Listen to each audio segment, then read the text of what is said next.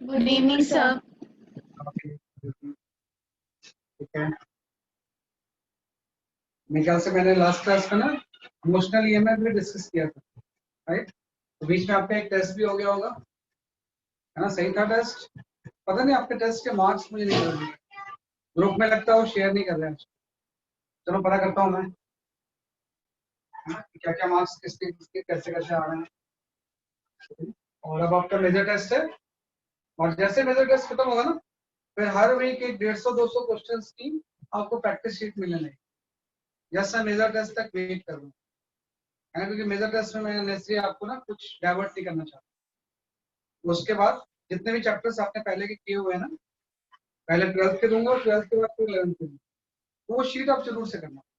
वो अच्छी शीट है, अगर उस शीट को आप कर लोगे, किसी बुक का ही है एक्चुअली, एक्सरसाइज ही है ना? तो काफी आपको बेनिफिट होगा उससे, है ना? उससे काफी आपका जो टॉपिक है ना, पर्टिकुलर जो भी चैप्टर आप पढ़ रहे हो, वो अपने आप ही स्ट्रांग हो जाए एक बार उस क्वेश्चन। और क्वेश्चन भी ऐसे कोई हाई फाई लेवल के नहीं है, टू द पॉइंट है, नीट से थोड़ा सा ऊपर, है ना? कि नीट का जो लेवल होता है उससे थोड़ा सा ही ऊपर है, बहुत ज्यादा कोई गैप नहीं है, उससे काफी आपको बेनिफिट है। चलो, तो आज जो हमको पढ़ना है, we are going to study the emotional EMF की। तो इमोशनल ईएमएफ हम रोटेटिंग रॉड में पढ़ेंगे। जैसे कि स्टार्टिंग में मैंने आपको एक पोस्टर भी दिया दिखाया कि उस पोस्टर में एक रॉड रोटेट कर रही है। तो हम यहाँ पे जो आज टॉपिक पढ़ेंगे, we study the emotional EMF in rotation, है ना? यहाँ पे जो नेक्स्ट टॉपिक हम पढ़ते हैं, we study the emotional EMF in rotation, है ना? कि जब भी कोई ऑब्जेक्ट मैग्नेटिक फील्ड में रोटेट करेगा, तो उस केस में इमोशनल ईएमएफ हम किस तरह से निकालेंगे। इमोशनल ईएमएफ रोटेशन का मतलब यह है कि जस्ट आपकी कोई सपोज आपकी रॉड है ना? और इस ओ पॉइंट के अबाउट ये रोटेट कर रही है, रॉड ओ पॉइंट के अबाउट ओमेगा से क्या कर रही है, जैसे कि आपकी रोटेट कर रही है। और ये लेंथ आपको दिया हुआ है, ये जो लेंथ है इस रॉड की वो कितनी है, जैसे कि आपकी एल, है ना? कि ओ पॉइंट के अबाउट रॉड क्या कर रही है, रोटेट कर रही है। और यहाँ पे into the plane magnetic field, इस पूरे रीजन में मैग्नेटिक फील्ड कैसा है, जैसे कि आपका into the plane uniform magnetic field, हाँ, कि यहाँ पे यूनिफॉर्म मैग्नेटिक फील्ड एग्जिस्ट कर रहा है। जैसे आपने बोला था कि किसी मैग्नेटिक फील्ड में जब रॉड ट्रांसलेट करेगी तो वो एज ए बैटरी बिहेव करती है, वैसे इस केस में भी ऐसे ही, कि जब ये रोटेट करेगी या मोशन में होगी, तो इसमें भी मोशन ईएमएफ डेवलप होगा। और वो मोशन ईएमएफ हम कैसे निकालें, तो यहाँ पे थोड़ी सी एक प्रॉब्लम है। जब ये ओमेगा से रोटेट करेगी ना, तो हर पॉइंट की लीनियर स्पीड अलग अलग है ना? तो आपको इसको इंटीग्रेट करके निकालना पड़ेगा। जब ये रॉड इस तरह से रोटेट होगी, तो हर पॉइंट की लीनियर स्पीड क्या होगा, जैसे आपके डिफरेंट, तो आपको क्या करना पड़ेगा, बेसिकली आपको इसको इंटीग्रेट करके निकालना। आप क्या करोगे, यहाँ पे किसी एक्स डिस्टेंस पे आप एक एलिमेंट ले लो, यहाँ पे आपने एक्स डिस्टेंस पे एक एलिमेंट ले लिया, इस एलिमेंट की जो विड्थ होगी वो कितनी हो जाएगी, dx, है ना? और इस एलिमेंट की जो स्पीड है वो सपोज v, है। तो पहले हम इस एलिमेंट का मोशन एमएफ निकालेंगे। तो जैसे आप इस एलिमेंट में मोशन एमएफ निकालोगे, तो वो मोशन एमएफ आपकी डी हो जाएगी, और उस डी की वैल्यू हो जाएगी बीवीएल होता है। तो मैग्नेटिक फील्ड बी है, बी की स्पीड हो गई, एल की जगह पे आपने डीएक्स लिख दिया, है ना? जैसे नॉर्मल हम इंटीग्रेशन में निकालते हैं बी वी एल, क्योंकि आपको पता है वी एल और बी तीनों परपेंडिकुलर है, बी एल और बी तीनों परपेंडिकुलर है, तो simple formula B V L ही हो गया। तो बी वी इंटू डीएक्स हो गया। और बी की जगह हम जानते हैं कि अगर वो ओमेगा से रोटेट कर रहा है, तो जो बी होगा उसकी वैल्यू किसके इक्वल हो जाएगी, ओमेगा एक्स। वो आप सब्स्टिट्यूट कर रहे हैं यहाँ पे, तो यहाँ से डी ई की वैल्यू हो जाएगी B omega x into d x, हाँ, कि भाई यहाँ पे जो डी की वैल्यू हो जाएगी B omega x into d x. और आपको ऐसे से बहुत सारे एलिमेंट्स होंगे, तो टोटल ईएमएफ निकालने के लिए इसी को हम क्या कर देंगे, जैसे आपका इंटीग्रेशन, तो बी एन ओमेगा तो बाहर आ गया, integration of x D x, और एक्स की लिमिट हो जाएगी जैसे आपकी 0 से लेकर, है ना? जैसे हम इसको इंटीग्रेट करेंगे, ईएमएफ की वैल्यू आपकी है half B omega into L square. ये आपको ध्यान रखना कि जब भी कोई रॉड जिसकी लेंथ एल है, कंडक्टिंग रॉड होनी चाहिए आपको, कि जो भी हम रोशनी ईएमएफ की बात कर रहे हैं उसमें रॉड का नेचर कैसा होगा, जैसे आपका कंडक्टिंग। तो जब भी कंडक्टिंग रॉड इस तरह से मैग्नेटिक फील्ड में रोटेट करेगी, तो इसमें इतने अमाउंट का मोशन ईएमएफ क्या होगा, जैसे आपका develop half B omega L square. और नेगेटिव पॉजिटिव भी हम डिसाइड कर सकते हैं कि जो V क्रॉस B है फ्रॉम नेगेटिव टू पॉजिटिव होता है, तो V है क्रॉस ऑफ B, ये वाला टर्मिनल इसका क्या हो जाएगा इसलिए आपका नेगेटिव, है ना, और ये वाला टर्मिनल जो हो जाएगा वो पॉजिटिव, है ना, और मतलब ये पूरी की पूरी चीज है ये इस तरह से एक बैटरी की तरह बिहेव करेगी, है ना, ये टर्मिनल आपका नेगेटिव हो गया, ये पॉजिटिव हो गया, और इसकी ईएमएफ की वैल्यू आपने निकाल ली है, ये जो ईएमएफ की वैल्यू होगी वो कितने हो जाएगा इसकी आपकी half B omega into L square, ये कंसेप्ट होता है, इंटीग्रेट करके आपने मोशन ईएमएफ निकाल लिया और उसके बाद पोलैरिटी डिसाइड की और ये ऐसे बैटरी की तरह बिहेव करेगी। अगेन यहाँ पे भी एक चीज आ गया कि जो ये dx होता है डिस्प्लेसमेंट वेक्टर है ना, कि जो dx होता है वो कौन सा वेक्टर होता है जैसे कि आपका डिस्प्लेसमेंट वेक्टर। तो यहाँ पे अगर हम ऐसा देख लें कि स्ट्रेट रॉड की बजाय अगर ये इस तरह से कोई कर्व भी होता रॉड तो सिर्फ कोई फर्क नहीं पड़ता ना, कि अगर ये कर्व इस तरह से ओमेगा से रोटेट कर रहा होता है ना, तो भी हम क्या करते भाई इन दोनों के एंड को ज्वाइन कर देते और इस लाइन में जो मोशन डेवलप होता वो इसके इक्विवेलेंट होता और वो अल्टीमेटली किसके इक्वल होता है आपके half B omega into L square. ये बड़ा इंपॉर्टेंट फॉर्मूला है कि कोई भी रॉड अगर प्लेन में रोटेट कर रही है मैग्नेटिक फील्ड में तो उस केस से मोशन ऑफ की वैल्यू क्या होती है आपके half B omega into L square. Numericals में हम इसको यूज करते हैं।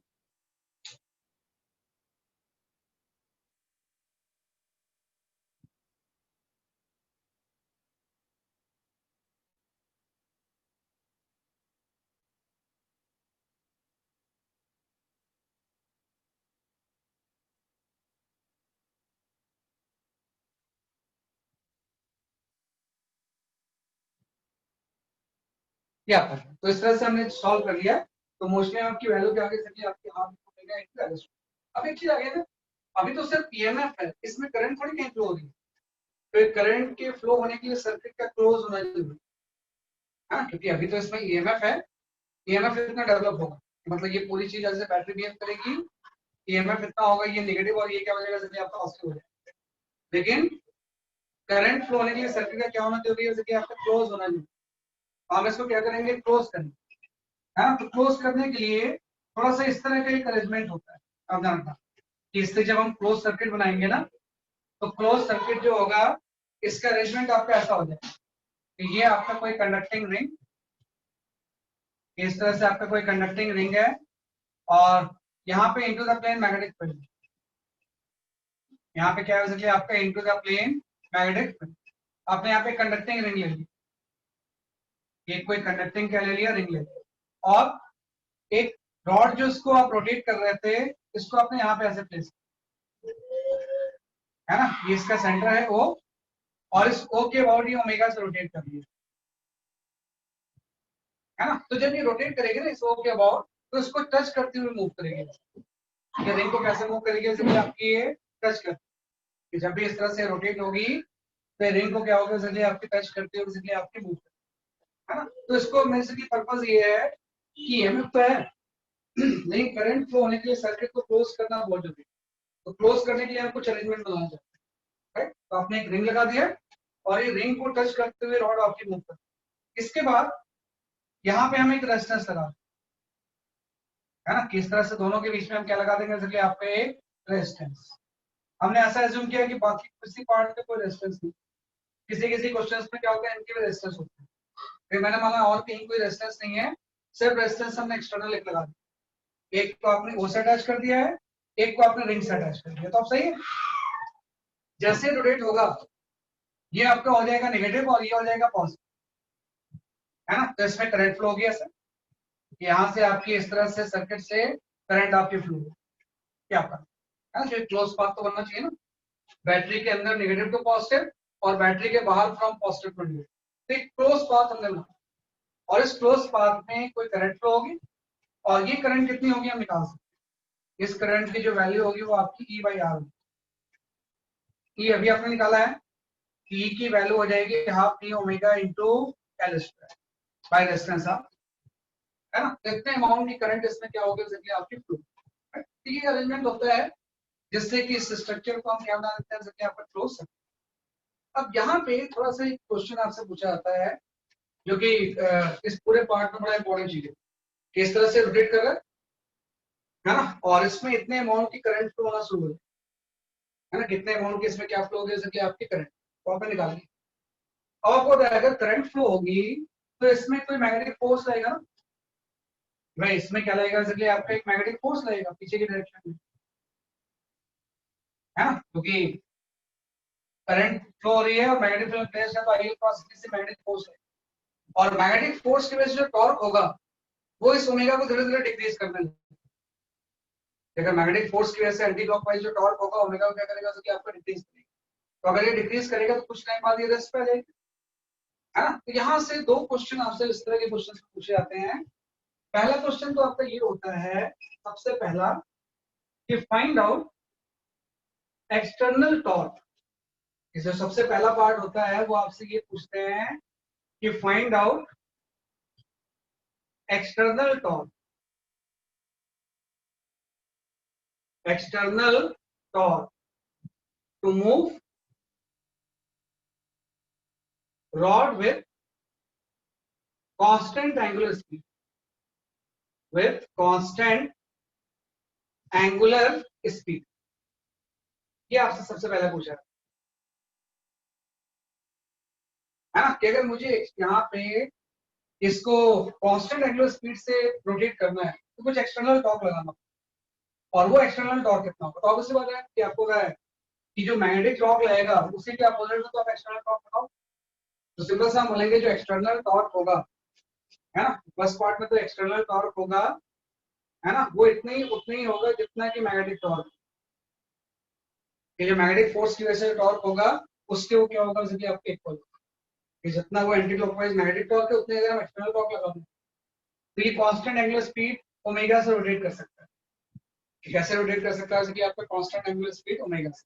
अब हम ये मैग्नेटिक टॉर्क कैसे निकालें, यहाँ पे क्वेश्चन आ जाता है कि how to calculate the magnetic torque.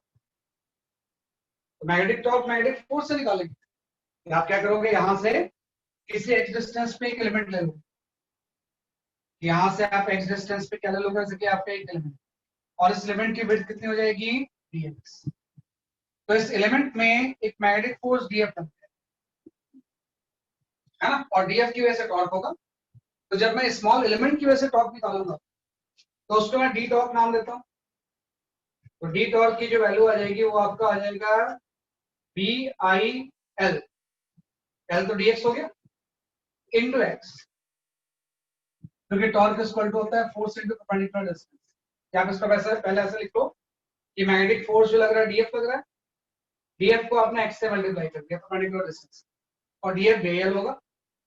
तो यहाँ पे अल्टीमेटली आपका आ जाएगा B I L, current I आपको पता ही है, इंटू एल की जगह पे हम डीएक्स इंटू एक्स लेंगे, क्या पता है। तो इस डीएफ की वजह से एंटी क्लॉकवाइज टॉर्क कितना लग गया, वैसे से बहुत से एलिमेंट होंगे, तो टोटल मैग्नेटिक टॉर्क जो आप निकालोगे यहाँ पे तो उसकी वैल्यू इंटीग्रेट करके आ जाएगी। टोटल मैग्नेटिक टॉर्क की जो वैल्यू आएगी हम क्या करेंगे, इंटीग्रेट।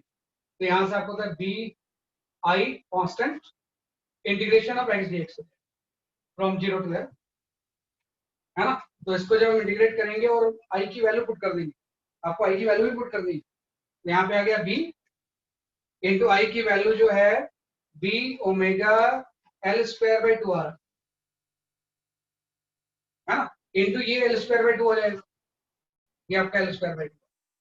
तो ये आपका मैग्नेटिक टॉर्क आ गया, इतने अमाउंट का क्या लगेगा मैग्नेटिक टॉर्क।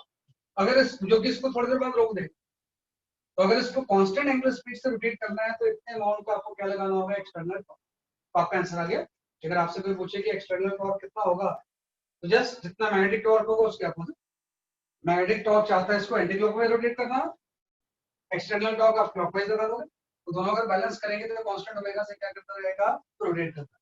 सिंपल सा आपका यहाँ पे आ गया कि जो एक्सटर्नल टॉर्क इसका आंसर होगा, है ना, कि एक्सटर्नल टॉर्क जो होगा जस्ट इसका आंसर आपका यहाँ से ये आपका रहेगा बी ओमेगा एल की पावर 4 बाई 4 आर।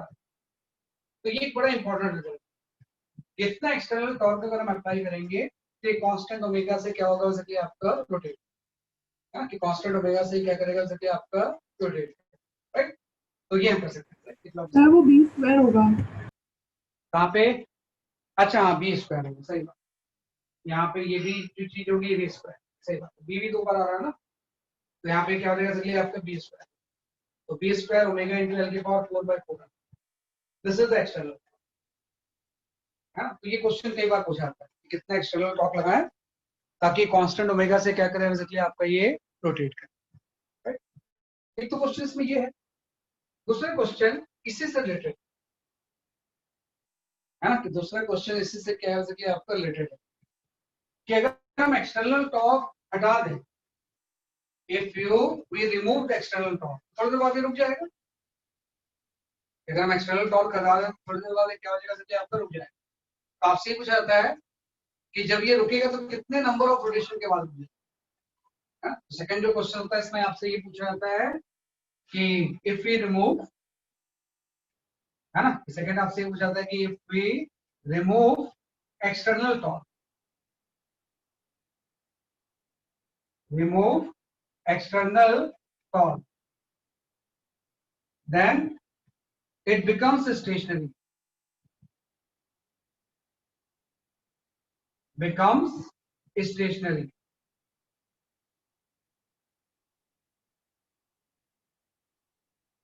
है ना भाई। अगर हम एक्सटर्नल टॉर्क लगा तो कुछ देर बाद स्टेशनरी हो जाएगा। Then find out number of rotation perform, then find out number of rotation, number of rotation, भाई कितने नंबर ऑफ रोटेशन के बाद ये रेस्ट पे आ जाए, है ना, भाई कितने नंबर ऑफ रोटेशन के बाद ये स्टेशनरी हो जाएगा। If initial speed is omega naught, if initial speed is omega naught, है ना, कि कितने नंबर ऑफ रोटेशन के बाद ये रेस्ट पे आ जाएगा अगर इसकी इनिशियल स्पीड कितनी होगी जैसे कि आपकी ओमेगा नॉट है। तो आपने क्या किया, ओमेगा नॉट दे दिया, है ना, और एक्सटर्नल टॉर्क आपने हटा दिया। तो जैसे आपने एक्सटर्नल टॉर्क हटाया तो सिर्फ मैग्नेटिक टॉर्क लगेगा ना, जो कि धीरे धीरे इसकी स्पीड को कम करेगा। तो किसी इंस्टेंट में आप ऐसा अज्यूम कर लो कि इसकी स्पीड ओमेगा हो चुकी है, तो पहले ओमेगा नॉट थी, किसी इंस्टेंट में अब इस मैग्नेटिक टॉर्क की वजह से कितनी हो चुकी है जैसे आपकी ओमेगा। तो आप बताना कितने नंबर ऑफ रोटेशन के बाद ये रुक जाए, ये बताना है।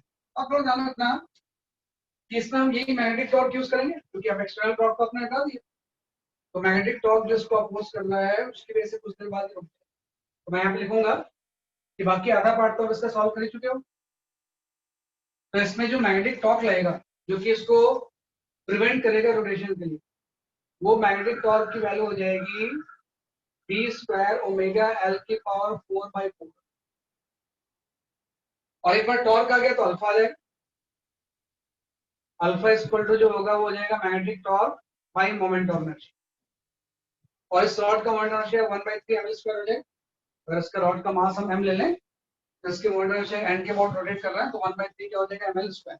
अल्टीमेटली आपकी आ गई, ये आपका आ गया B square omega into L की power 4/4 divide by 1/3 ml square, है ना। तो अल्टीमेटली अल्फा की वैल्यू आपने निकाली, अल्फा की वैल्यू होगी बी ओमेगा। अल्फा क्या है ये?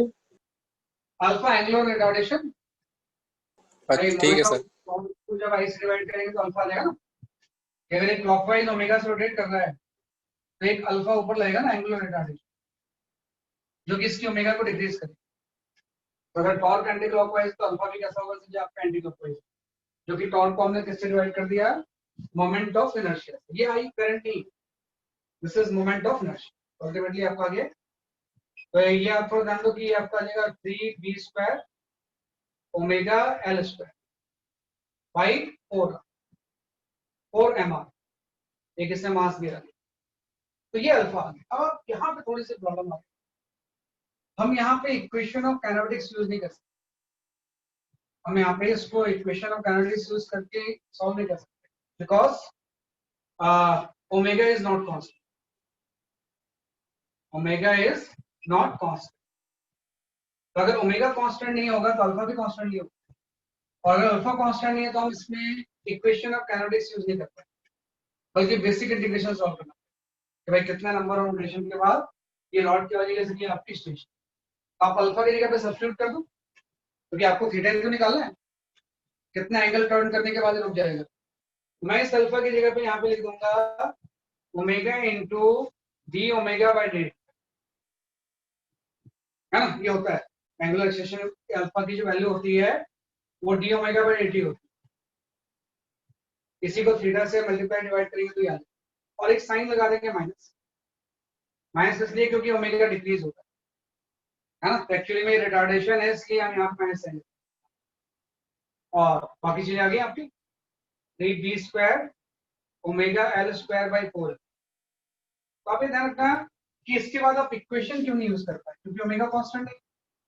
अगर ओमेगा कांस्टेंट नहीं है तो अल्फा कांस्टेंट नहीं होगा, और अगर अल्फा कांस्टेंट नहीं होगा तो आपका अल्फा की जगह पे हम इसको पुश करके इंटीग्रेट, यहाँ से जो चीजें कैंसिल हो रही कैंसिल कर दो, एक ओमेगा कैंसिल, तो यहाँ से डी थीटा आ गया कि कितने एंगल टर्न करने के बाद रुक जाएगा, ये तो आपको निकालना है। तो डी थीटा की वैल्यू आपकी आ गई, क्रॉस मल्टीप्लाई कर दो, ये आपका आ गया 4mr है ना by 3 B square L square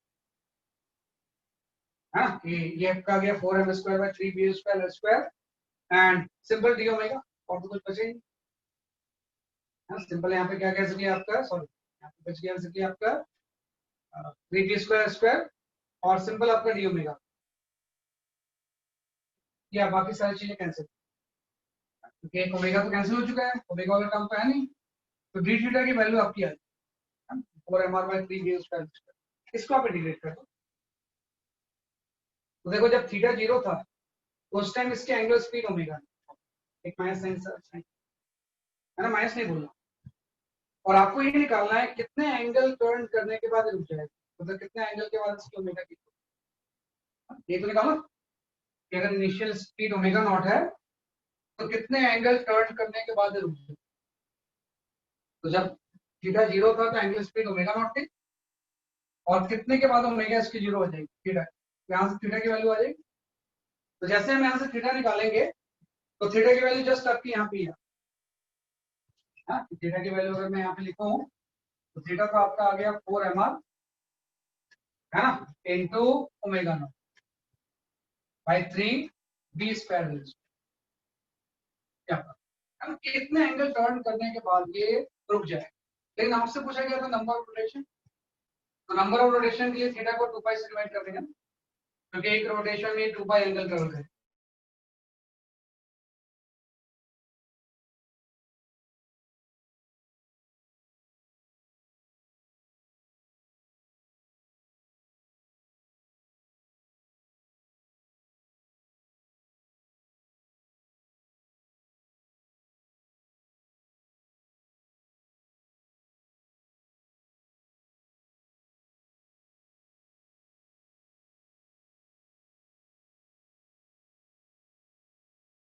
आपने BL कहाँ पे लगा सकते हो, सेंटर ऑफ मास पे, जैसे टॉर्क निकालना है ना तो BL इंटू L/2 भी कर सकते हो, लेकिन मैं इंटीग्रेट करके निकालता हूँ। आपने सही बोला है कि ये जो स्टेप था जो इंटीग्रेट करके हम टॉर्क निकाल रहे थे उसमें BL इंटू L/2 भी कर सकते, तो उससे भी आपका आ जाएगा है ना, कि BL इंटू क्या कर सकते हैं इसलिए आपका L/2 है, तो उससे भी आपका सेम आंसर आ जाएगा, क्या हम कर सकते हैं है ना। तो ये जस्ट हमने किया, तो इसके बाद आपको नंबर ऑफ रोटेशन के लिए निकालना है।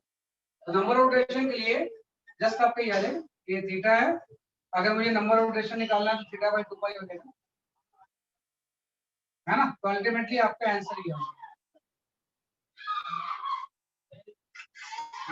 अल्टीमेटली जो इसका आंसर है वो आपका ये है, that is equal to basically आपका 2mr है ना into omega not by 3 pi B square, ये आपका आंसर, तो ये आपके नंबर ऑफ रोटेशन हो जाएंगे है ना। कितने नंबर ऑफ रोटेशन के बाद ये रॉड के होने के जरिए आपके रेसिपी, इस क्वेश्चन से बहुत कुछ चीजें हमने गेन की, तो आपको ध्यान रखना कि किस तरह से हम इसको क्या करना है आपका सॉल्व कर सकते हैं।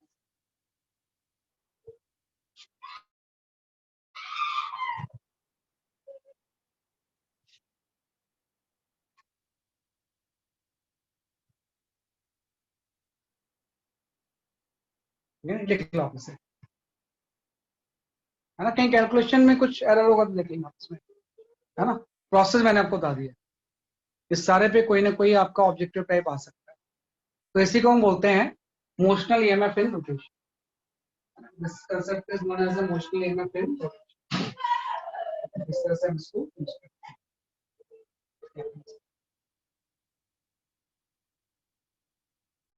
है ना। तो इसके 3 पार्ट्स हैं, तो ये स्ट्रक्चर आपको जानना है। एक और क्वेश्चन इसमें होता है जो कि बार बार आपके इस रोटेशन के कंसेप्ट में यूज होगा। जैसे मैं अगर आपसे ये बोलूं, है ना, इसको एज एग्जांपल को आप ले लो, है ना, इसको हम एज एग्जांपल को अगर हम ले लें, वेट कर लो।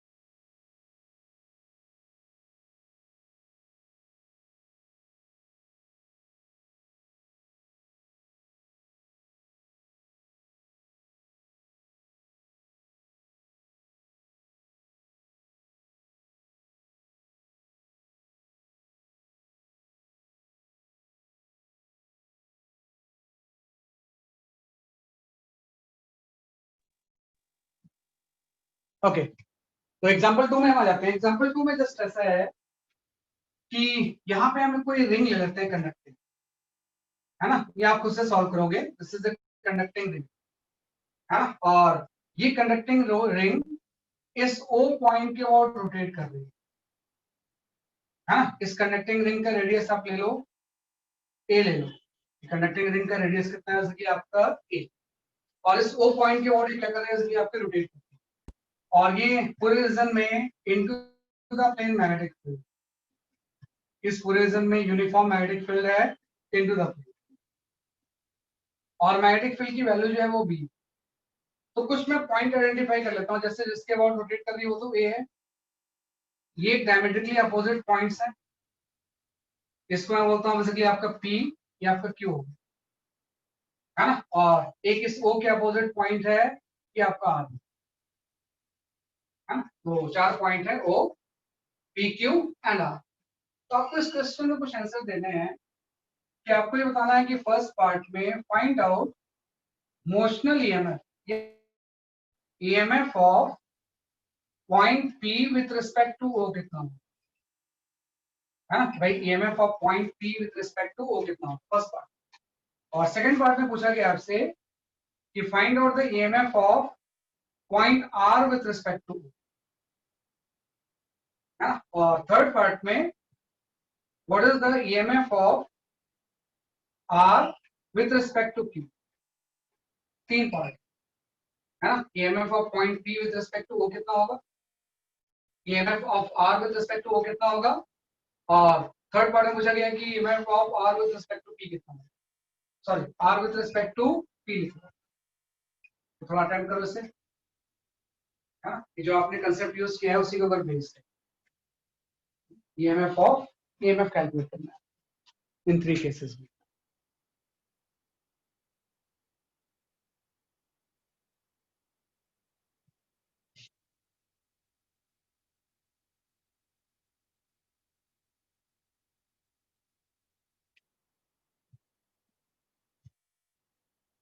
और जो आंसर आ रहा है मुझे सेंड करो, फर्स्ट पार्ट का, सेकंड पार्ट का, थर्ड पार्ट।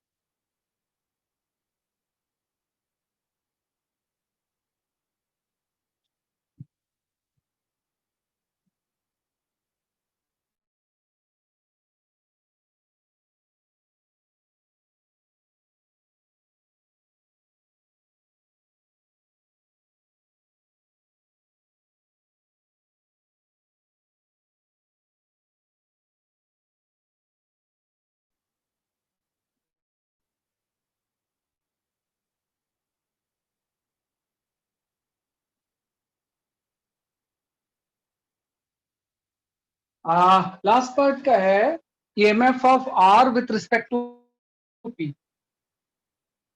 है ना। लास्ट पार्ट में आपको ये निकालना है कि what is the EMF of point R with respect to P कितना है, आर का पी के रिस्पेक्ट में कितना। हाँ, हम देखो पोटेंशियल डिफरेंस वर्ड जानबूझ के यहाँ पे यूज नहीं करते हैं।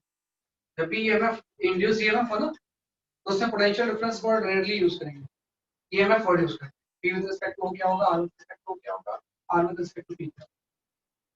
है ना, जो फॉर्मूला आपने यूज किया उसके हिसाब।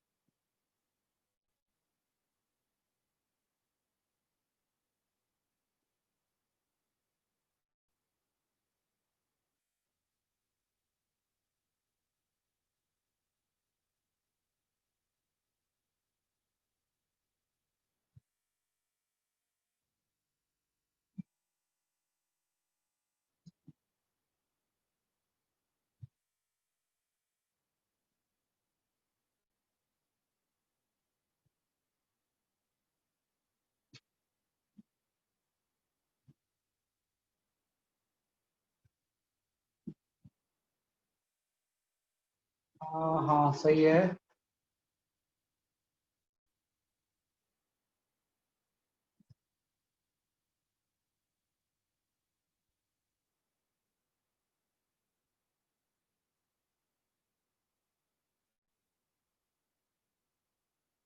ठीक है।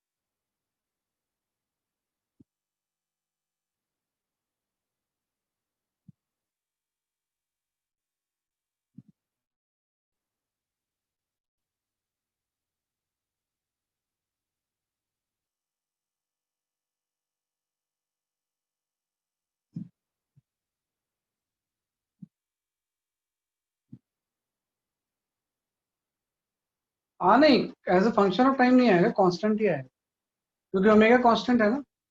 तो आंसर जो है वो कांस्टेंट ही आएगा, as a function of time नहीं है।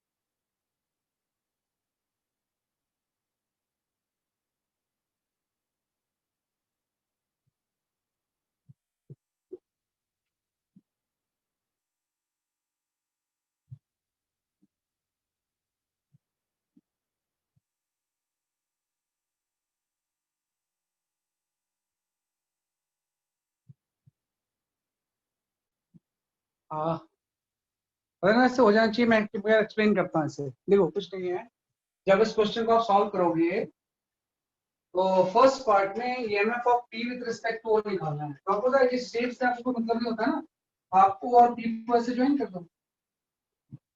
क्या आपको पता है शेप से कोई कर्व से मतलब नहीं होता है। आप यहाँ पे ओ और पी को ज्वाइन कर दोगे, है ना। तो ये जो लाइन बनेगी ओ और पी को ज्वाइन करने वाली, इसकी लेंथ लेंथ आपकी रूट टू ए हो जाएगी। बस वही केस तो हो गया, एल लेंथ की रॉड रोटेट कर दी। तो आपको फॉर्मूला तो पता ही होता है कि इस केस में जो फॉर्मूला होता है वो होता है half V omega L square. बस एल तो अलग है ना अपने, एल इस केस में रूट टू ए ले लेना है। यहाँ पे आगे half B omega into root two A का होल स्क्वायर। तो ये टू टू कैंसिल हो जाएंगे, आपका answer B omega into a square हो जाएगा, है ना। कितना हो जाएगा आपका B omega into a square. यहाँ पे नेगेटिव, है ना, क्योंकि ऐसे रोटेट करेगा तो वी क्रॉस बी, और ये पॉजिटिव हो जाएगा। इसके इनफ इसके रिस्पेक्ट में पॉजिटिव, तो पी का ओ के रिस्पेक्ट में इनफ जो हो जाएगा B omega L a square. ऐसे आपको निकालना है आर का ओ के रिस्पेक्ट में, तो आर और ओ को ज्वाइन करना है ना। तो आर और ओ को अगर ज्वाइन करोगे तो ये जो लेंथ होगी ये 2a हो जाएगी। तो यहाँ पे आपका r का भी रो के रिस्पेक्ट में आ गया हाफ b ओमेगा इंटू वे का स्क्वायर। हाँ, तो अल्टीमेटली यहाँ पे आपका आंसर आ गया 2b ओमेगा a स्क्वायर। हाँ, ये नेगेटिव होगा, ये पॉजिटिव होगा। हाँ, तो आपने देखो r का होकर रिस्पेक्ट में निकाल लिया, r का p का होकर रिस्पेक्ट में निकाल लिया, तो ये अपने आप आ जाएगा r का p के रिस्पेक्ट। हाँ, क्योंकि इन दोनों का माइनस कर दो ना। अब देखो इस तरह से देखो कि EMF of r with respect to o, इसकी वैल्यू हो जाएगी ई आर माइनस ई। ये आपने निकाल लिया, इसकी जो वैल्यू है वो कितनी है B omega into a square. फिर आप निकालोगे EMF of p with respect to, ये आपका हो जाएगा ई को ये p माइनस ई, और ये आपका हो जाएगा, ये आपका सॉरी ये 2b ओमेगा ए स्क्वायर, ये आपका हो जाएगा b omega into a square. अब इन दोनों को आप माइनस कर दो, है ना। जैसे मैं दोनों को माइनस करूंगा प्लस माइनस, तो यहां से ईओ तो कैंसिल ही हो गया, तो यहाँ पे ई आर माइनस ई पी, और इसकी वैल्यू भी बी ओमेगा स्क्वायर हो जाएगी ना। तो E R minus E P क्या हो जाएगा, EMF of R with respect to, हाँ, तो इसकी वैल्यू जो होगी बी ओमेगा इंटू क्या हो जाएगा सर आपकी ए स्क्वायर, हाँ, तो इसकी वैल्यू होगी वो B omega into a square हो जाएगी। जो थर्ड पार्ट है आर का पी के रिस्पेक्ट में जो ईएमएफ होगा वो आपका B omega into a square होगा। तो काफी इंपॉर्टेंट कंसेप्ट होता है भाई, पी का ओ के रिस्पेक्ट में कितना होगा, आर का ओ के रिस्पेक्ट में कितना होगा, इन दोनों का आपस में रिलेटिव कितना होगा। हाँ, इन दोनों का आपस में रिलेटिव कितना होगा कि नहीं, तो इसका सेट हम बी ओमेगा इंटू क्या हो जाएगा ए स्क्वायर। तो इस प्रोसेस से हम इसको अटेम्प्ट करें,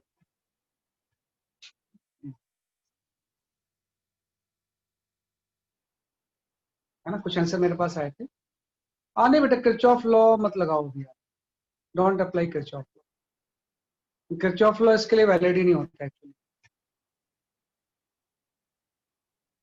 अभी आप समझ जाओगे नेक्स्ट जो इंड्यूस इलेक्ट्रिक फील्ड जो है ना, इंड्यूस इलेक्ट्रिक फील्ड का कंसेप्ट जब आप पढ़ोगे ना तो आप समझ जाओगे इसमें किरचॉफ लॉ क्यों नहीं है। नेक्स्ट टॉपिक आपका इंड्यूस इलेक्ट्रिक फील्ड, यहाँ पे हम कभी भी पोटेंशियल वर्ड या किरचॉफ लॉ यूज नहीं करते। क्या फॉर एग्जांपल, ऐसे एग्जांपल 3 पे आपका वो एग्जांपल 3 में ऐसा है आपका, है ना, कि जब आप एग्जांपल 3 सॉल्व करोगे तो एग्जांपल 3 में हम इस तरह से लिख सकते हैं, हाँ भाई एक इस तरह से कोई वायर है और यहाँ पे हमने कोई रॉड ले लिया है। ये जो वायर है इसकी जो लेंथ है वो स्मॉलर है और इस रॉड की जो लेंथ है वो कैपिटल है, ये दिया हुआ। इस ओ के अबाउट ये पूरा स्ट्रक्चर रोटेट कर, यहाँ पे ओ है, ये पॉइंट पी है, ये पॉइंट पी, और इस ओ के अबाउट पूरा स्ट्रक्चर क्या कर रहा है, आपका रोटेट कर रहा है यूनिफॉर्म मैग्नेटिक फील्ड बीम। हाँ, कैसे रोटेट कर रहा है, जैसे कि आपका यूनिफॉर्म मैग्नेटिक फील्ड बीम। तो आप बताना कि find out right EMF along rod PQ, rod PQ के अलोंग ईएमएफ की वैल्यू कितनी है। मतलब ये है कि इनडायरेक्टली इसका मतलब है कि EMF of Q with respect to P कितना होगा, या find out the EMF along rod P. तो हम लोग कैसे कर सकते हैं ऐसे सॉल्व।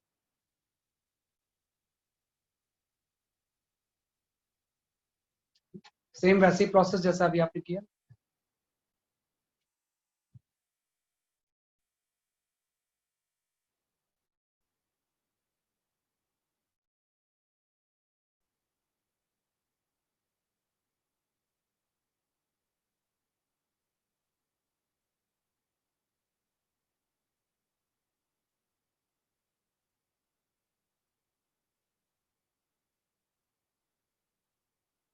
और यहाँ पे ये 90 डिग्री के एंगल पे है, ये वायर और ये रॉड परपेंडिकुलर, एंगल 90 डिग्री, वो भी इंपॉर्टेंट।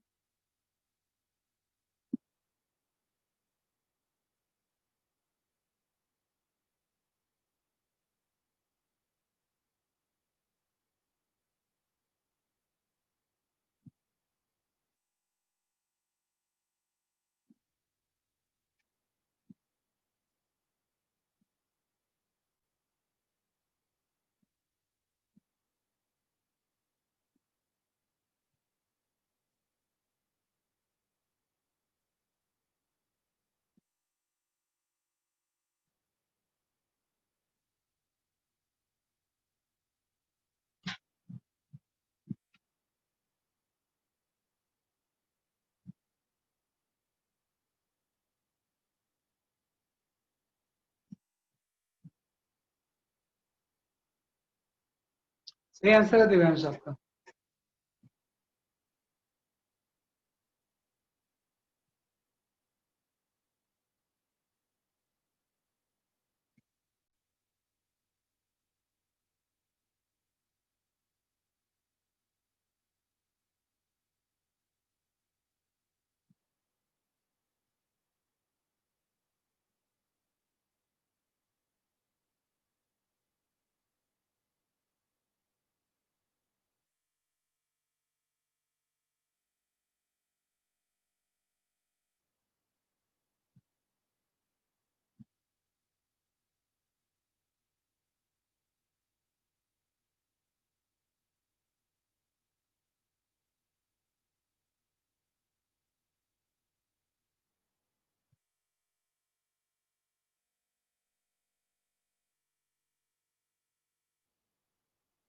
हाँ, निमिषा सही आंसर है आपका।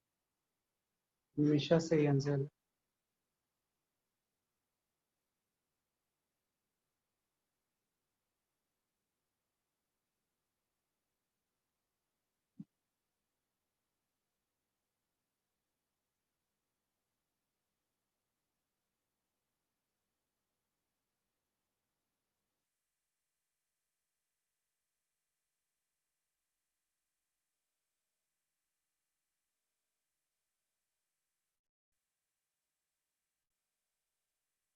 कीर्ति सही आंसर है आपका।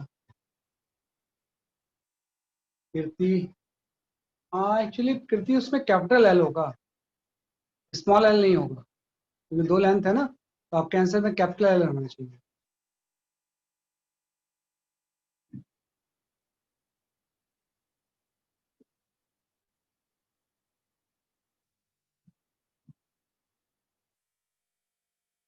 हाँ सही है, सही है, कैपिटल एल होगा तब सही है आपका आंसर।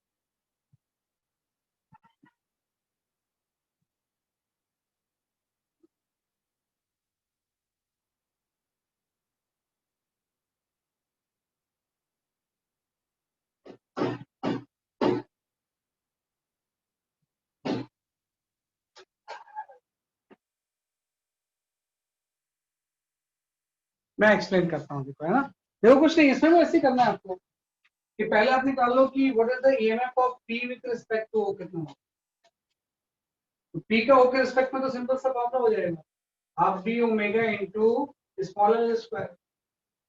फिर हम निकालेंगे EMF of Q with respect to, है ना, भाई इस क्यू पॉइंट का ओ के रिस्पेक्ट में कितना होगा, तो यहाँ से एक लाइन ज्वाइन हो जाएगी, है ना, और ये स्मॉल एल है कैपिटल एल है, तो ये जो लेंथ होगी ये आपकी हो जाएगी under root of small L square by capital L square, है ना। तो इसका जो ईएमएफ होगा सेम उसी फॉर्मूले से हम लिख देंगे, चलिए आपका half of B omega into, है ना, under root of this smaller square by capital square का होल स्क्वायर। और अगर आपको निकालना है क्यू और पी के बीच में कितना होगा, दोनों को माइनस कर देना, EMF of Q with respect to P जो होगा वो EMF of Q with respect to O minus EMF of P with respect to O, दोनों को माइनस करेंगे तो सिंपल सा आपका ये आंसर है, half B omega into capital, this is the correct answer, ये आपका आंसर है, half B omega into capital L square हो जाएगा।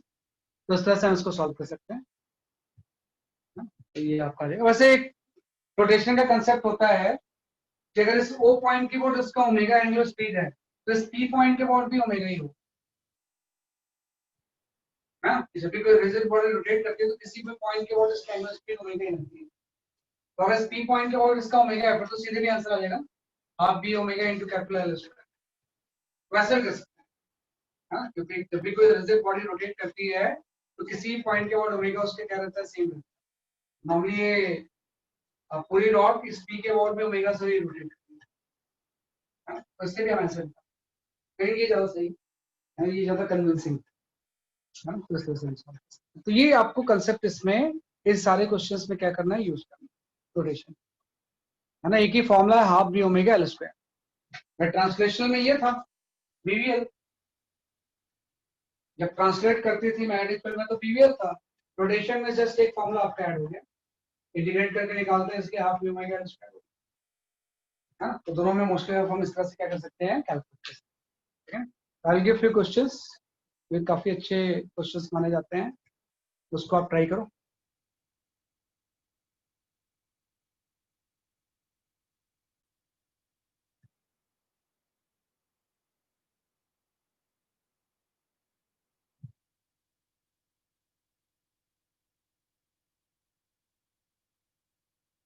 हाँ, we can go for this question, इसको जरा आप सॉल्व करो।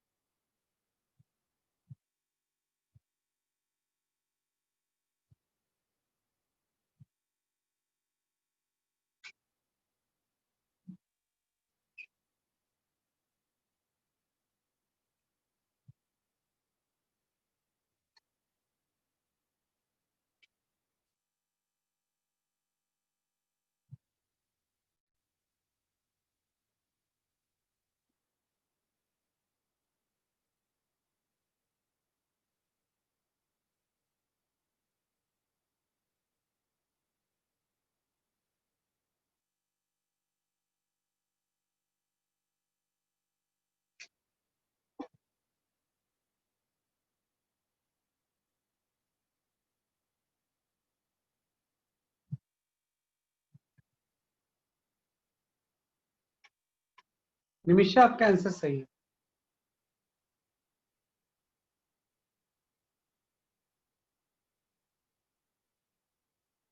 विनाम, your answer is correct. Vidushi, your answer is correct. Gargi, your answer is correct.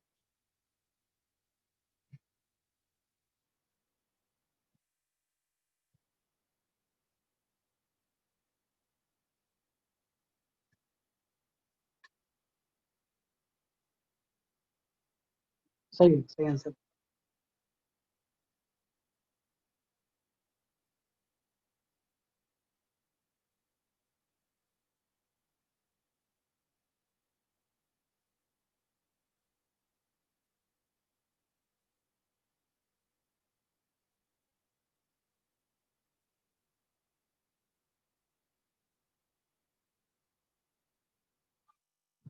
हाँ, दिव्यांश, सब आपका आंसर सही है।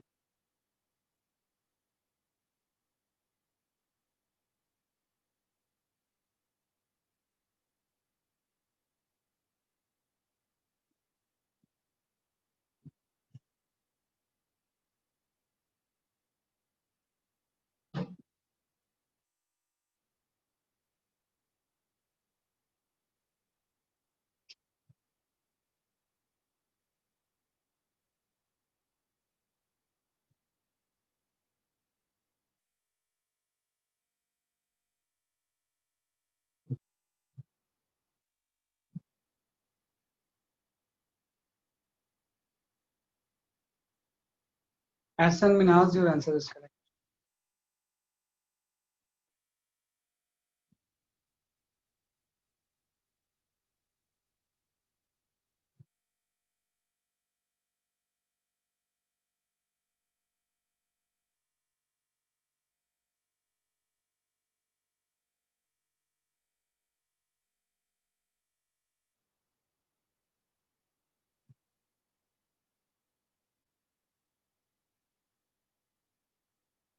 ठीक है, तो काफी लोगों ने आंसर सही दे दिया है। इसका आंसर ए सही है। A option is the correct answer. हाँ सही था, ए ऑप्शन सही है। तो आप इसको सीधे इंटीग्रेट करके सॉल्व कर, या दो पार्ट में कर लो। मैं इंटीग्रेट करके ही कर लेता हूँ। अभी तो आपने किया था कि एक्स पे डीएक्स पे के एलिमेंट है, जो फॉर्मूला आप ड्राइव कर रहे थे। तो जो ईएमएफ की वैल्यू थी वो आपकी कितनी थी? Integration of B omega x into d x, ये था। वैसे बी ओमेगा तो कांस्टेंट है, बाहर आ गया। Integration of x D x करना है, तो आपको सिर्फ रॉड के क्रॉस निकालना है ना। तो लिमिट आपकी हो जाएगी फ्रॉम 12 टू 3। एक्स की वैल्यू 12 से स्टार्ट हो रहा है और एक्स की वैल्यू कहां तक जा रहा है? 3 तक जा रहा है। तो इंटीग्रेट करके आप लिमिट पुट कर दो, हाफ बी ओमेगा आ गया, है ना, और है ना, इंटू यहाँ पे आपको हो जाएगा 9l स्क्वायर माइनस 4l, है ना। तो आपका 5/2 वाला टर्म है, 5/2 बी ओमेगा एल स्क्वायर। मैं ये ऑप्शन में रख देता हूँ, है ना। इसमें ऑप्शन क्या होगा इसलिए आपका सही है, ये ऑप्शन क्या होगा इसलिए आपका सही है। तो इस तरह से हम कर लेंगे, जैसा आपने ड्राइव किया था half B omega L square, है ना। तो अगर रॉड के क्रॉस निकालना है तो इस तरह से हम क्या कर सकते हैं, कैलकुलेट कर सकते हैं। ये आपका इस तरह से रोटेशन हम इसमें इन्वॉल्व करते हैं।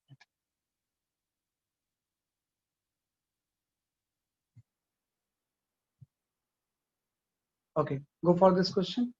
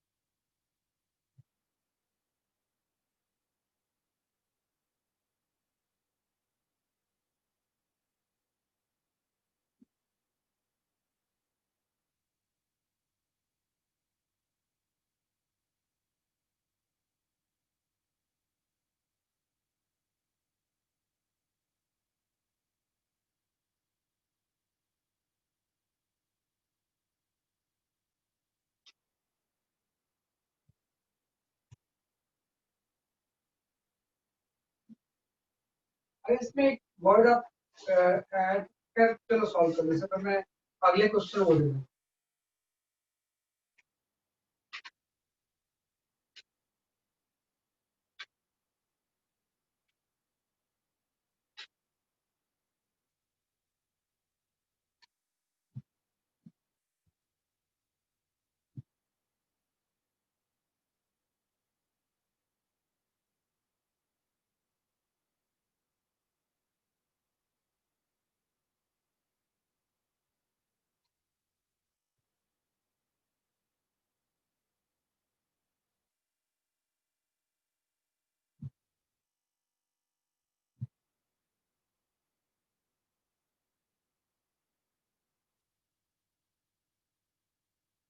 अगले क्वेश्चन वो कैसे है?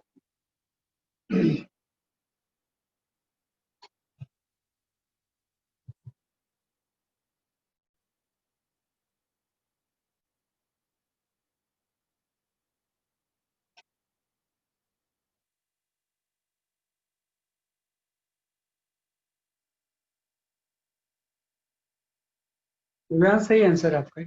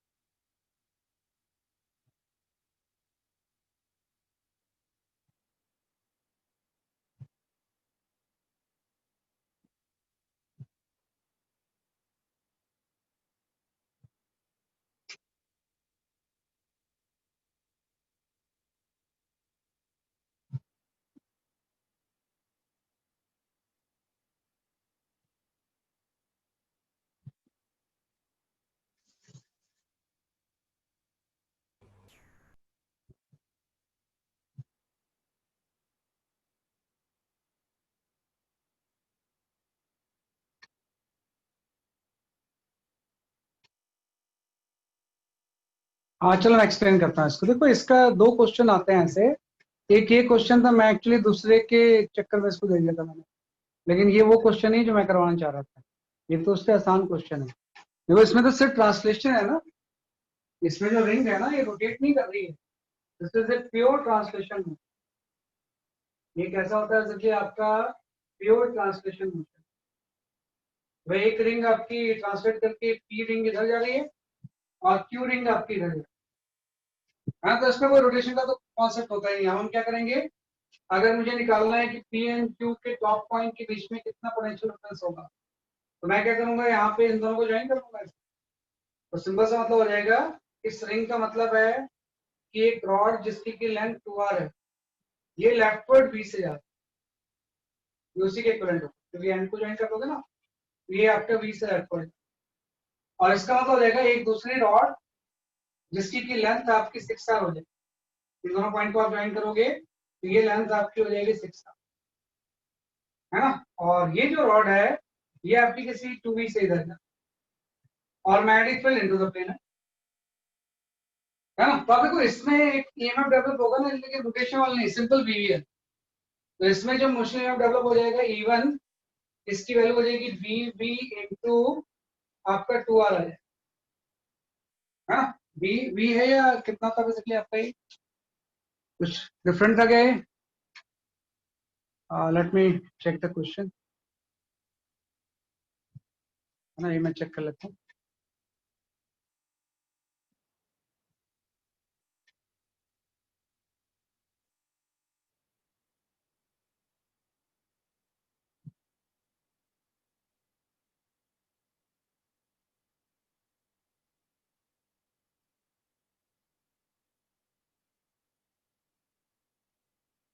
अच्छा 2v एंड v उल्टा कर दिया मैंने, सॉरी। इसमें 2v एंड v मैंने क्या कर दिया बेसिकली, आपको उल्टा कर दिया, है ना। 2v एंड v क्या है बेसिकली, आपका उल्टा है। हाँ ये आ गया, 2v एंड v जो है वो उल्टा है। भाई ये v है ना, और ये 2v से जा रहा है ना, ये वाला 2v से आ रहा है। तो आपको पता है कि इसमें वही बात है कि bv into B into 2v into 2r होगा, bvl ले लिया मैंने। और इसका जो मोशन है p2 होगा वो आपका हो जाएगा bv इंटू 6r होगा। अब प्रॉब्लम नहीं, यहाँ पे स्टूडेंट्स क्या करते हैं, दोनों को माइनस कर देते हैं। माइनस नहीं करना है आपको इसमें। आप लोग जान दो, अगर ये ऐसे जा रहा है तो v क्रॉस b से ये वाला टर्मिनल नेगेटिव होगा, ये पॉजिटिव होगा। और अगर ये इधर जा रहा है तो v क्रॉस b से ये टर्मिनल नेगेटिव होगा और ये पॉजिटिव होगा। तो आपको ये पॉजिटिव इतना है और ये नेगेटिव इतना है, तो दोनों का डिफरेंस एक्चुअली में ऐड हो जाएगा। तो एक पॉजिटिव वैल्यू और एक नेगेटिव वैल्यू है, तो डिफरेंस की वजह से आपका ऐड हो जाएगा। तो इस क्वेश्चन का जो आंसर होगा ये इन दोनों को ऐड करके आ जाएगा, 4 BVR प्लस 6 BVR।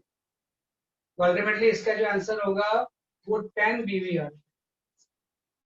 वो ध्यान रखना आपने, तो ये वाला टर्मिनल इसका पॉजिटिव और ये नेगेटिव है, तो एक्चुअली में माइनस नहीं करेंगे, बल्कि दोनों को हम क्या करेंगे, जैसे कि आपको ऐड करेंगे। राइट, ये क्वेश्चन तो आसान था एक्चुअली। इसमें क्या था, जिस क्वेश्चन की वजह से मैंने ये दिया था वो क्वेश्चन ये नहीं है ना। इसमें तो सिंपल सा प्योर ट्रांसलेशन मोशन है।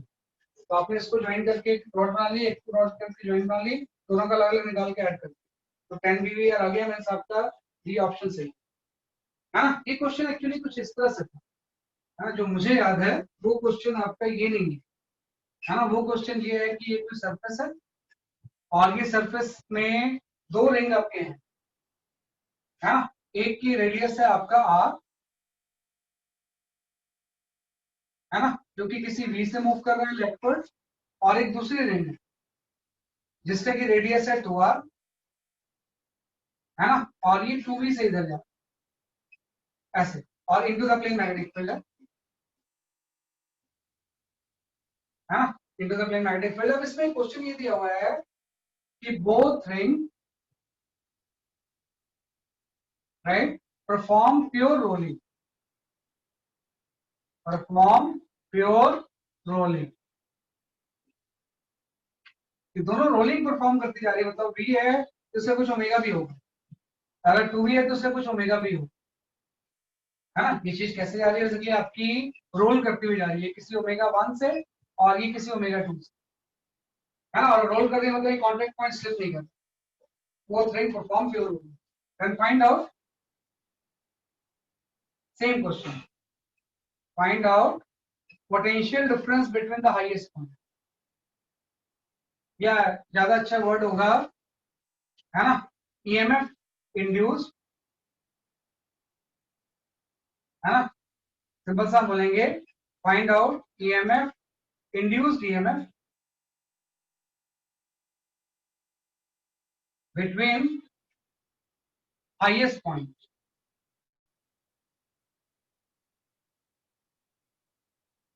Point of both range, both range, है ना भाई. इसका हाईएस्ट पॉइंट अगर कोई ये पी है और इसका हाईएस्ट पॉइंट अगर ये क्यू है, तो पी और क्यू के बीच में कितना ईएमएफ इंड्यूस, कैलकुलेट करो कितना. अब इस केस में प्योर ट्रांसलेशन नहीं, प्योर रोटेशन भी नहीं है, दोनों का कॉम्बिनेशन, उसी को हम बोलते हैं रोलिंग मोशन, है ना. तो उसी को हम क्या बोलते हैं, इसलिए आपका रोलिंग मोशन.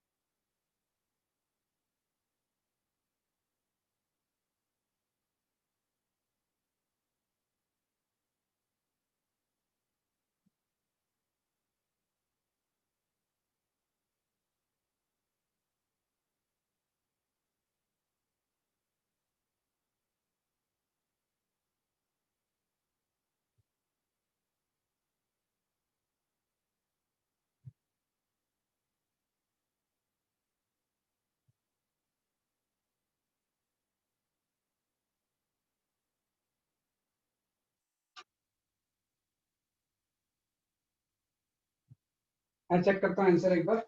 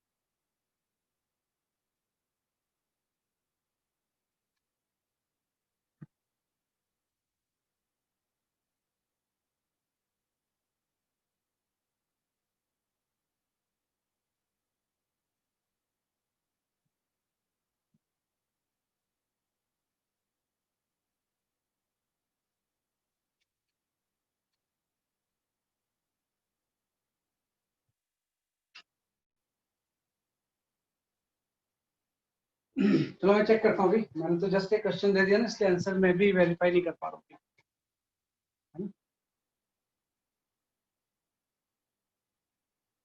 चलो चेक करते हैं ना। देखो क्या होता है, जब कोई चीज रोलिंग परफॉर्म करती है ना, तो इसका वी भी होता है, ओमेगा भी होता है। और हम जानते हैं कि ओमेगा की अगर मैं वैल्यू निकालूं तो ये वी बाई आर हो जाएगा ना, तभी तो रोलिंग करेगी। वी इक्वल टू ओमेगा होगा तभी तो ये पॉइंट स्लिप नहीं करेगी।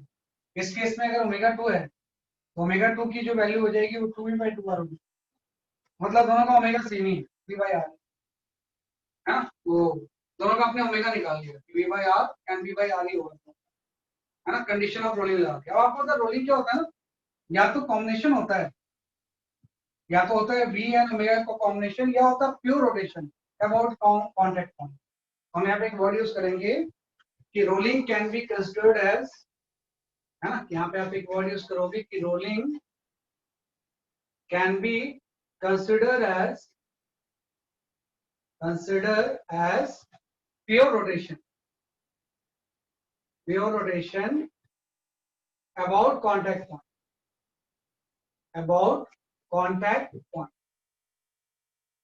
रोलिंग जो होती है प्योर रोटेशन होती है किसके अबाउट कॉन्टैक्ट पॉइंट, है ना। जस्ट हम ऐसे बोल सकते हैं कि एक्चुअली में ये पूरी चीज इसमें कन्वर्ट हो जाएगी। ये रिंग थी, इसके बाद ये ओमेगा से ऐसे रोटेट हो गई, दोनों का ओमेगा तो सेम ही है। और ये भी आपकी एक रिंग है, इसके अबाउट सेम ओमेगा से रोटेट कर। भाई या तो रोलिंग कॉम्बिनेशन होता है या कॉन्टैक्ट पॉइंट के बाद कोई रोटेशन होता है, और दोनों का ओमेगा आपका वी बाई आर है। तो आपके पास पूरा वो फॉर्मूला आ जाएगा। अगर मैं ये निकालूं कि भाई इसमें कितनी ईएमएफ डेवलप हो गई, तो दोनों को आप ज्वाइन कर दो, है ना। पी पॉइंट का ईएमएफ अगर निकालूं मैं, तो EMF of the point P हम ऐसा निकाल सकते हैं, half B omega into L square, B omega, और एल की जगह पे आपका 2r आ गया। जब रोटेशन वाला फॉर्मूला यूज हो जाएगा, तो एल की जगह पे क्या आ जाएगा, इसलिए आपका 2r स्क्वायर।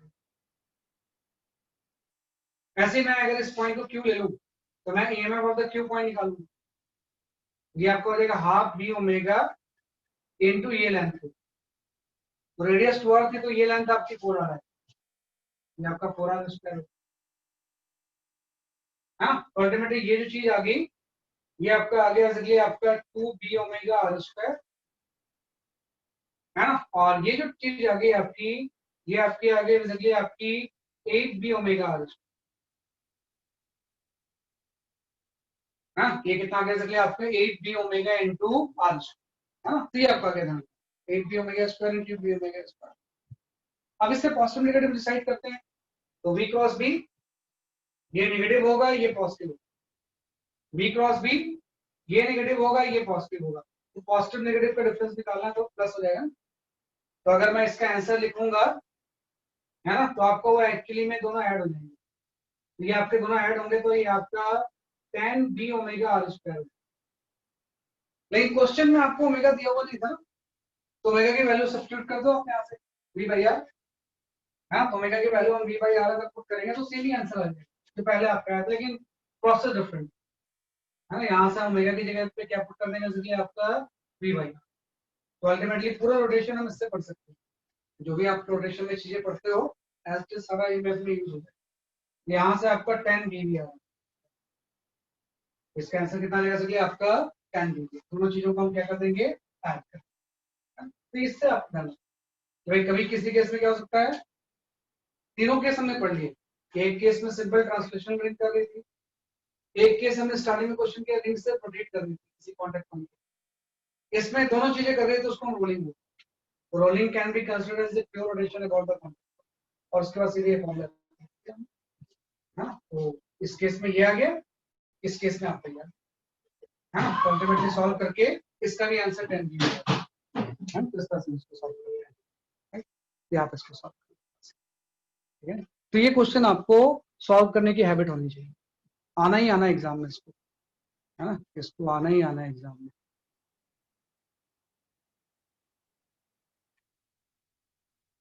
हाँ कर सकते हो ऐसा दोनों का, लेकिन आपको टोटल ईएमएफ निकालना है ना आपको। वैसे भी कर सकते थे, वैसे भी कर सकते थे आप जैसा बता रहे हो, है ना। मैंने क्या प्योर रोटेशन में कन्वर्ट कर लिया तो फिर प्योर रोटेशन ही बच गई ना, है ना। अगर आप कॉम्बिनेशन लेके करते तो अलग अलग फिर ऐड करते हैं। तो हमेशा हम सिंप्लीफाई कर लेंगे, जैसे मैंने बताया आपको कि भाई इस तरह से कॉम्प्लिकेशन में नहीं फंसेंगे। भाई ट्रांसलेशन की वजह से कितनी एमएफ होगी, एंड रोटेशन की वजह से कितनी, आपको पता है ये पूरी चीज प्योर रोटेशन होती है अबाउट कॉन्टैक्ट, है ना। Rolling can be considered as pure rotation about the contact. तो सिर्फ आप रोटेशन ही करिए, तो सिंपल रोटेशन वाला पॉइंट है ना। तो इससे थोड़ा सा कॉन्सेप्ट होगा जैसा सेंस है।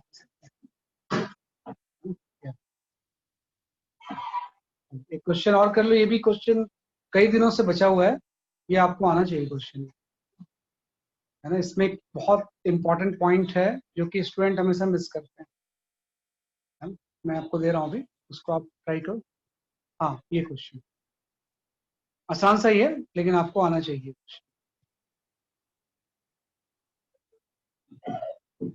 इससे सिर्फ ए पार्ट कर लेना, ए और बी पार्ट में सिर्फ टाइम का तो डिफरेंस है। Solve this only 8 part, A part 0.01 second और तीनों का आंसर मुझे भेजो, EMF, current and charge flow. EMF, current and charge.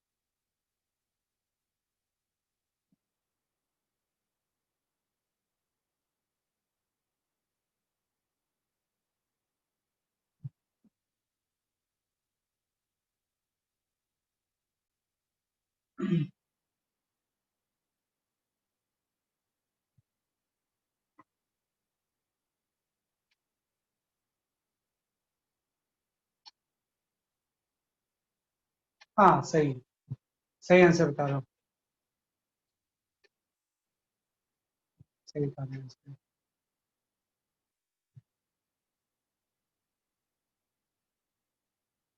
180 से टर्न कर दिया आपने, मैग्नेटिक फील्ड में 180 से आपने इसको क्या कर दिया, टर्न कर दिया। एरिया आपको दिया हुआ है, रेजिस्टेंस दिया हुआ है, मैग्नेटिक फील्ड दिया हुआ है।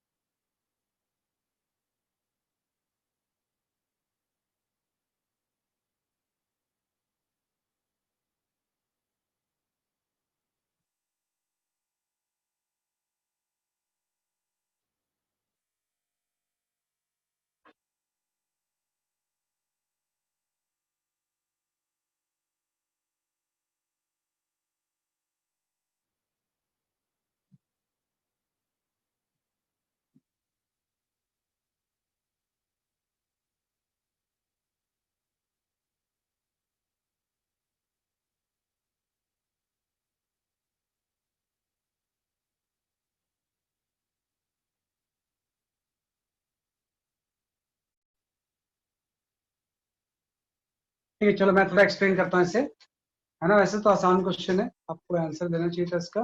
जो कुछ नहीं इसमें है कि जो ईएमएफ होता है वो change in flux by time होता है ना। ईएमएफ क्या होता है कि आपका change in flux by time, time इसने 0.01 सेकंड दिया हुआ है। तो यहाँ पे थोड़ा ध्यान रखना कि चेंज इन फ्लक्स हम कैसे निकालेंगे। तो चेंज इन फ्लक्स हो जाएगा final flux minus initial flux. अब यहाँ पे थोड़ा सा ध्यान रखना कि जो फ्लक्स होता है ना वो होता है बीए कॉस।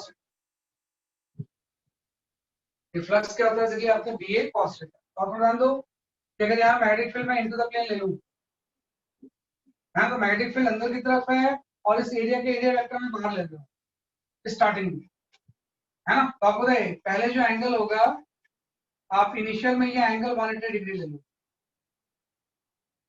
हाँ, कि अंदर फील्ड है, एरिया वेक्टर बाहर की तरफ है। तो अगर ये 180 डिग्री होगा तो जो इनिशियल फ्लक्स होगा उसकी वैल्यू माइनस बी है। इंपॉर्टेंट। आप क्या करेंगे ना, जब थोड़ा सा तो 180 से मैंने टर्न कर दिया, तो जो एरिया वेक्टर बाहर की तरफ था, अगर 180 से टर्न करेंगे तो अंदर की तरफ चला जाएगा। तो सेकंड केस में बी और ए के बीच में एंगल 0 हो जाएगा। उदाहरण, एरिया वेक्टर बाहर है, अगर इसको 1 से टर्न करेंगे तो अंदर चला जाएगा, तो बी के अलॉन्ग हो जाएगा। यहाँ से जो अब एंगल 0 डिग्री हो जाएगा, तो फाइनल फ्लक्स की वैल्यू जो होगी वो बी ए होगी। थीटा 180 का माइनस बी ए, थीटा 0 पे आपका बी आ गया। दोनों को जब माइनस करेंगे तो एक्चुअली में दोनों ऐड हो जाएंगे।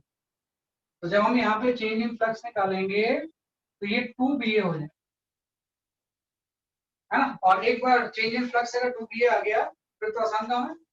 मैं अगर मुझे निकालना है कि इसमें ईएमएफ कितना इंड्यूस होगा, तो ईएमएफ इंड्यूस आसान है। ईएमएफ की वैल्यू होती है change in flux by distance, change in flux by time. ये आपका हो गया 2 बी ए अपॉन टाइम, है ना। वैल्यू सारी आपको दी हुई है, भाई बी भी दिया हुआ है, एरिया भी दिया हुआ है और टाइम भी दिया हुआ है। तो इससे जब सॉल्व करोगे तो मेरे ख्याल से ये आपका 0.8 वोल्ट आएगा। फर्स्ट पार्ट का आंसर 0.8 वोल्ट है। तो ध्यान रखना ये जो बी ए माइनस बी और बी ए का चक्कर है, हाँ, जब उल्टा कर देंगे तो ऐसा लगेगा फ्लक्स तो चेंज ही नहीं हुआ, फिर क्या होगा, लेकिन एक्चुअली साइन चेंज हो चुका है। तो दोनों ऐड हो जाएंगे, जैसे मोमेंटम बॉल के रिफ्लेक्शन में ऐड हो। इसके बाद ई बाई आर, ये अगर 0.8 है तो इसको आप रेजिस्टेंस से डिवाइड कर दो, रेजिस्टेंस 5 है, ये 0.16 आ जाएगा। Charge flow change in flux by resistance होता है, ये आपका 2 बी ए बाय रेजिस्टेंस आ जाएगा, हाँ, बाय टाइम नहीं बल्कि रेजिस्टेंस से डिवाइड करें। हाँ, तो इससे तीनों पार्ट के आंसर आ जाएंगे। तो ये फर्स्ट पार्ट का आंसर आपका 0.8 वोल्ट आ गया, ये 0.16 एम्पियर आ गई, और ये जो आएगी, है ना, ये आपका आ जाएगा 16 इंटू 10⁻³ कूलम या 16 मिली कूलम आ जाएगा। तो ये तीनों पार्ट के आंसर आ गए। तो ये फैक्टर इंपॉर्टेंट, कई क्वेश्चंस में यूज होगा, क्वालिटी से टर्न। तो बी और बी ऐड हो गए, कितने हो जाएंगे आपके, that is all for today. Next class में हम जो पढ़ेंगे बहुत important concept, that is the concept of induced electric. अभी तो जस्ट हम मोशनल वेव की बात कर रहे हैं, एक और मैकेनिज्म आपका है, that mechanism is known as induced electric. That's all for today, bye bye. Thank you sir. Bye bye. Thank you sir. Bye bye. हाँ, काफी लोगों ने आंसर सही भेजा था, गार्गी का भी आंसर सही था, है ना, निमिषा ने भी भेजा था,